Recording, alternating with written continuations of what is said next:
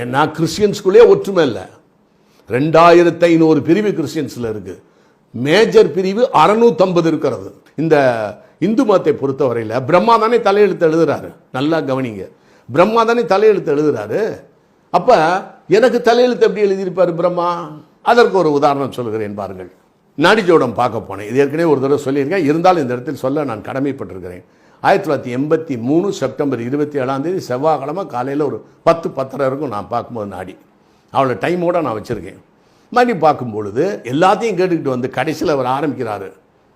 விரோதி ஆண்டு மார்கழி திங்கள், விரோதினா எதிரி ஆண்டு, விரோதி ஆண்டு மார்கழி திங்கள் பஞ்ச தேதி, மார்கழி திங்கள்னா மார்கழி மாதம், பஞ்ச தேதினா 5ஆம் தேதி, பஞ்ச தேதி செய்வாரம், செய்வாரம்னு செவ்வாய்க்கிழமை, செய்வாரம் இரவு 10 மணிக்கு, இரவு 10 மணிக்கு மேல், 10 மணிக்கு மேல் சிம்ம லக்னம், லக்னத்திலேயே சனி வீற்றிருக்க, 2இல் கன்னியில் செவ்வாய்க்கு அது வீற்றிருக்க, தனுசில் சூரியன் புதன் சந்திரன் வீற்றிருக்க, மகரத்தில் குரு சுக்கிரன் வீற்றிருக்க, மீனத்தில் ராகு வீற்றிருக்க, இப்படிப்பட்ட வீற்றிருக்க லில்லி கிரேஸ் என்ற அம்மாவுக்கும் வில்லியம்ஸ் என்ற அப்பாவுக்கும் 2வது சூலாக வந்து அவதரித்த 2வது பிள்ளை நான் முதல் பிள்ளை அபார்ஷன் ஆயிடுச்சு, 2வது சூல், 2வது சூலாக, ஏன்னா சிம்மலக்கணத்தில் 2வது பிள்ளையாக தான் இருக்கணும், முதல் பிள்ளையா பறக்க முடியாது.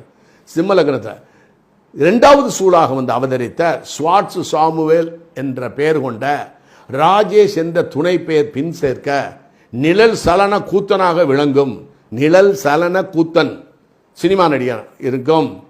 2வது 3 சூல சகோதரர்களையும், 3 சூல சகோதரர்களிலும் 3 பேர் அண்ணன் தம்பி, தம்பி எனக்கு 3 பேர், ஒரு பட்டம் பிடித்த சகோதரியமும் தங்கச்சி ஒன்று உண்டு, பட்டம் சகோதரியும் பெற்று தன்னுடைய 34வது வயதில் நம்பிக்கையுடனும் பொறுப்புடனும் வசிஷ்டனாகிய என்னை தேடி வந்திருக்கும் இயேசுகுல மைந்தனே, உனக்கு உன் எதிர்காலத்தை உரைக்கிறேன் கேளப்பா அப்படின்னு வாசித்தார்.